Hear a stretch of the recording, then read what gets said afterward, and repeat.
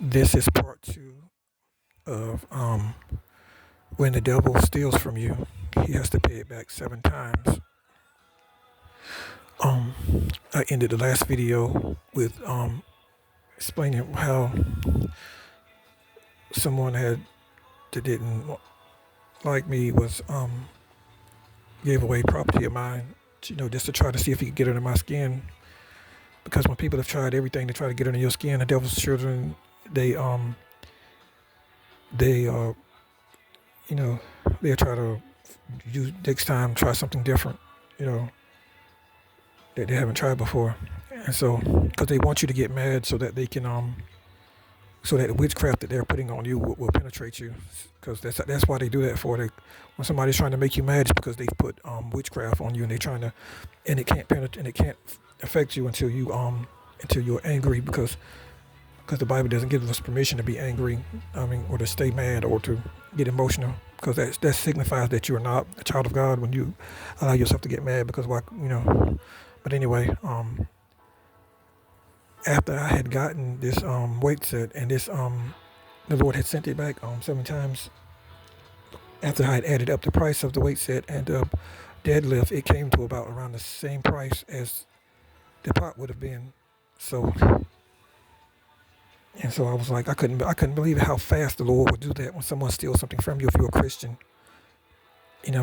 just wait. I don't know if you have to claim it, because sometimes you may have to claim it in order to see it. I don't know, because if you're following God and you're a Christian and you never heard of this before, and I'm not, and you don't remember getting anything back that the devil stole or whatever, I'm not sure if you have or not, or you remember it, but maybe you have to claim it first because you have to be expecting it. I don't know. But all I know is that the Lord will send it back so quick if you're expecting it and you claim it by not getting mad. And when this happened, when I got this weight set back, which I really needed, because like I said, I canceled my gym membership for various reasons, and I wanted to work out at home, and I needed it, the equipment even, and probably more, and I noticed that something else happened. As soon as the person that stole my property and tried to give it to someone else, they end up having to sell their car. They fall behind on their bills because for a few $100 they had to get rid of theirs, which proves that it was them that stole it. Because things happened to where they had to sell their stuff just to pay a bill or whatever. So now he's missing his car, even though the car wasn't even working at the time he sold it. But he was looking forward to getting to fixing it, getting it fixed or whatever. Because so he ended up losing his. See, and that's why I said in the beginning of the last video about this was the devil's poor. He's not going to pay it back. The person that stole it from you is going to pay it back 7 times. What they took from you, they're going to pay it back 7 times. So that's why you're going to see them lose something. Because,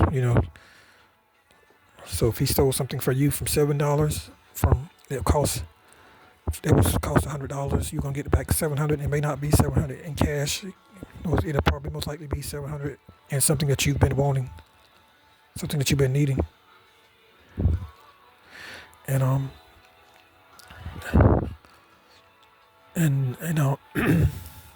yes, and that, and I made sure I said something to let them know. That's why. And and when this happens, make sure or if it ever happened to you before, make sure you talk about it. Make sure you let the devil know, so that way that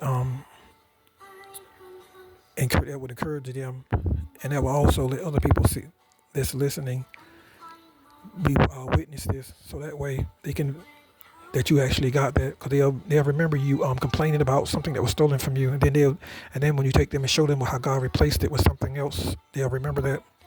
So, and that's why God does things like that. He wants you to talk about it and show people,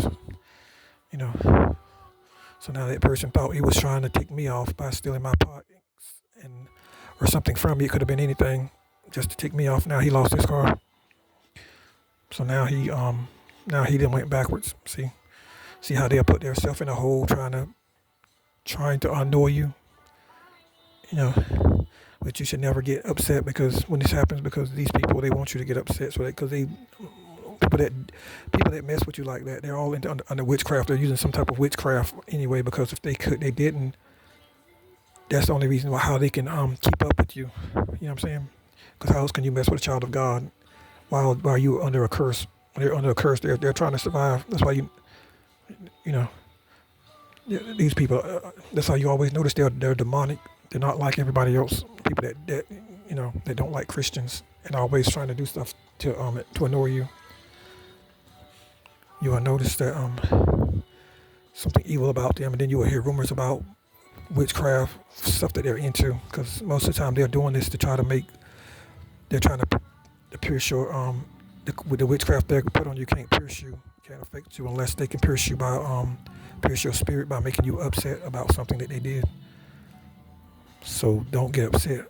What you do is, and if they keep messing with you, you have the right to put a curse on them.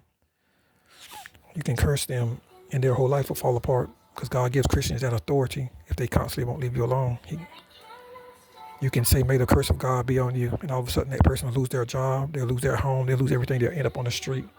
Then they probably lose their mind too, because Christians have the right, anybody that's not playing with God. I'm not talking about lukewarm Christians. They don't really have no power. They're the ones always begging people to pray for them because they're not close to God, because they're living double lifestyle. Most lukewarm Christians, they're still living like the world. But people that don't play with God, that ain't in sin, those are the most powerful Christians. Those are the last one they should be messing with. But anyway,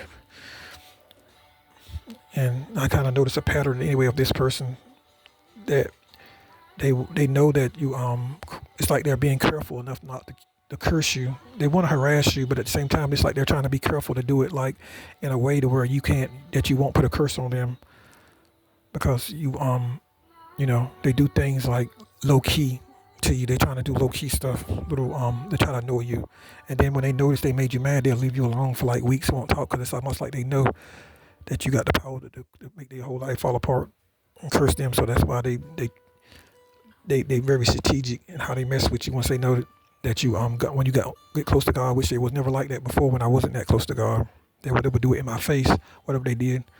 They would let me know that and then laugh about it and then mock me. But when I got close to God, all of a sudden they'll get more strategic. They'll try to act more friendly, try to make you like them while they try to attack you, and then low key, like behind your back, try to attack you in a way, but do it in such a way that like they can, even though the Bible says don't curse, but that's a different story. He's talking about don't curse like if you getting into it with your neighbors or whatever or something, or somebody that's did something. But he's not talking. He didn't include people who enemies of God, people who won't leave you alone, or people who constantly hate God, and he wants you to be discernment. That because I heard of this story of this guy had cursed this pastor out that was on the street. I heard this story like last month. He cursed a pastor that was on the street over a parking space, called him all kinds of out his name, and the pastor said, "May the curse of God be on you." And all of a sudden, he said that person's business burnt down to the ground that day. And then he said the person rebuilt the business and it burned down again, so the person left town. So you Christians, people that take God serious, that's living for God and not the world, you do have the power to curse them, to ruin their lives. And they know that, because you can know that. And start utilizing that. Don't let them keep getting away with it. That Bible, some of that stuff in that Bible was rewritten by the devil's people, the Masons. They rewrote that Bible to tell you not to curse these evil people, so that they will keep on, so that they can keep on harassing Christians. You don't curse people that do little things that really ain't bothering you, but somebody that won't leave you alone, you curse them.